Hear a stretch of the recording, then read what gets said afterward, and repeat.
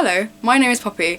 I like to read. More than I like to read, I like to buy books. I'm going to be showing you all the books that I bought. To be fair, there are only 11, and these are books that I've collected across like 2 months. I have actually already read some of these books, but I'm going to show you them all anyway, and then there's a few that I can be like, yeah, I'd recommend this, or I'd be like, nah, just don't bother. The first 4 books I am going to show you are from a bookshop called Foyles in London. It is my favourite bookshop that I have been to thus far. It is huge. Every single time I go down to London, I make a point of going in, and at the start of February, I went down to London for the day with my friend. The first book is Johnny Panic and the Bible of Dreams by Sylvia Plath. I love Sylvia Plath. The Bell Jar is one of my favourite books of all time. I have read her Ariel poetry collection. I love it. I have read some of her journals. They actually physically pain me sometimes, and I love them, and I didn't know this existed until I saw it in the bookshop. Obviously, I had to buy it. This book is a collection of short stories that Plath wrote across her life. I am most of the way through this. I have to say that I have really enjoyed every single story that I've read in here so far. She's just such an amazing writer. I think Plath wrote more poetry than she ever did prose, but I actually much prefer her prose. And I also like that this cover matches the Bell Jar one that I've got, so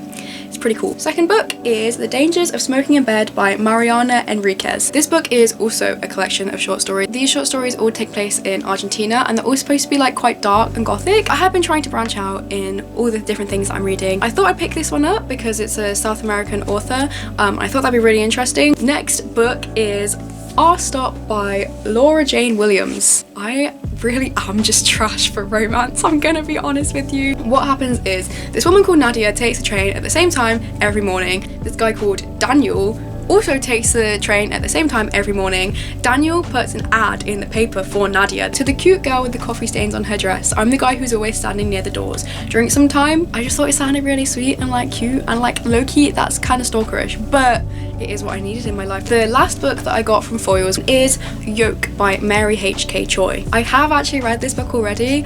I cannot recommend it enough. I thought this book was amazing. I rated it 5 stars. Literally the only reason I got this was for the cover, because I thought the cover was so gorgeous and I really liked the spine.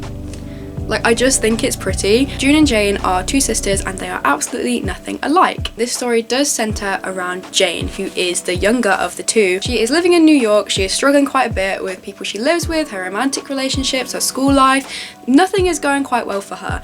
June, however, lives the like perfect life. She's rich, she has a good job, she lives in a really nice area of New York, but the 2 do not speak because they fell out years ago. They just haven't talked since, until June gets diagnosed with cancer and Jane ends up being the only person who can help her. Very much centers around themes of family, also very much centers around themes of like mental illness and eating disorders, so that's a trigger warning before you read this. Okay, next books. These books I actually only got a few weeks ago. I went with my friend to the bookshop and I went in for 1 book and I came out with 6, and none of them were the book that I had gone in for, which is very on brand for me. Next book is The Little Friend by Donna Tartt. The Secret History is one of my favourite books ever, and I read The Goldfinch recently, which is also by Donna Tartt. I really enjoyed that as well, so I was like, I may as well get the last one. What is this about? That's a good question. That is a very good question, and the issue is I have absolutely no clue, so I'm just going to read the back to you. Although the Cleve family revels in almost every detail of their history, the events of one fateful Mother's Day are never ever discussed. On that day, 9-year-old Robin Cleve was found hanging by the neck from a tree in their front garden.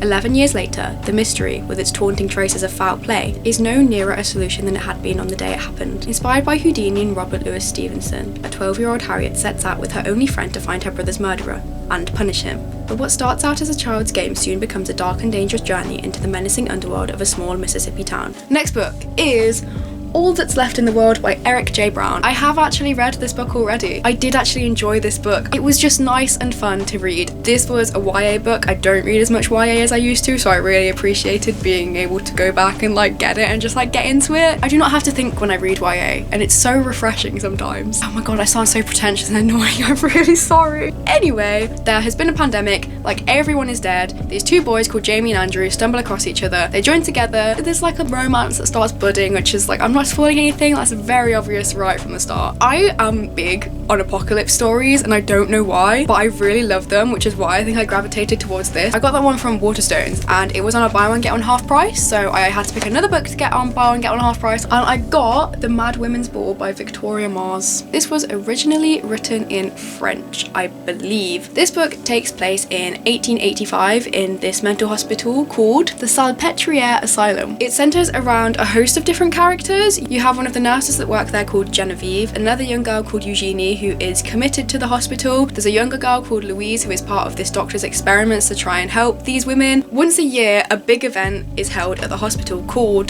the Mad Women's Ball. All the women that have been committed to the hospital come out and are basically put on show for the general public. I have also read this book as well. I would not recommend it at all in any way. I felt that the premise was overshadowed by this weird supernatural subplot going on where one of the girls saw ghosts for some reason. None of the characters were fully developed, none of the plots were fully developed, but I do think this book was cool because it's based on real events. Like, this Mad Women's Ball did actually used to happen at this asylum that was like a real place in France. Next book is The Haunting of Hill House by Shirley Jackson. I hate supernatural stuff. I hate ghosts. I hate horror in any capacity. I don't read it, I don't watch it, I stay as far away from it as physically possible. But I got this. A few months ago, I was in Waterstones. I was talking to one of my friends and I was like, I really want to read more classics, but like I only want to read classics by women. And one of the people that were working at Waterstones heard me and she was like, I have a suggestion for you. Give me a second. Let me go find it. She brought back We Have Always Lived in the Castle by Shirley Jackson. I did read the book and like really enjoy it, which is why I decided to buy another Shirley Jackson book. Once again, I have absolutely no clue what happens in this, so I am just going to read you the back. Alone in the world, Eleanor is delighted to take up Dr. Montague's invitation to spend a summer in the mysterious Hill House. Joining them are Theodora, an artistic, sensitive, and Luke, heir to the house. But what begins as a light-hearted experiment is swiftly proven to be a trip into their darkest nightmares and an investigation that one of their number may not survive. It's clearly going to be a little bit creepy. Next book is My Year and Rest of Relaxation by Atessa Moshfegh. You've probably seen it somewhere. I see it all the time on TikTok and Instagram, and I know that it's supposed to be really good. I've actually had it recommended to me a few times as well. Once again, I'm gonna read the back to you because I don't know what it's about. Young, thin, pretty, a recent Columbia graduate, an apartment on the Upper East Side of Manhattan paid for by her inheritance. Our narrator has many of the advantages of life, but there is a vacuum at the heart of things, and it isn't just the loss of her parents, or the way her Wall Street boyfriend treats her, or her sadomasochistic relationship with her best friend. It's the year 2000 in the world's greatest city, aglitter with wealth and possibility. What could be so terribly wrong? Literary fiction has my heart at the moment, so I thought I'd give it a go. Genuinely sounds like something I would really enjoy. Meddling Kids by Edgar Cantero. I love Scooby-Doo. Scooby-Doo was my childhood. You know the Scooby-Doo films, the live action ones? I love them so much. I could never find this book anywhere in bookshops. So I went in and I saw it and I was just immediately like, yeah, I'm getting that one. This takes place after the mystery gang has like split up and they've gone their separate ways. One of them has died, but another one of them is somehow in contact with him. It says, luckily Nate has not lost contact with Peter, the handsome jock turned movie star who was once their leader, which is remarkable considering Peter has been dead for years. I just think it sounds like fun. The last book on this list is a very old copy of The Bell Jar by Sylvia Plath. Look at how yellow the pages are.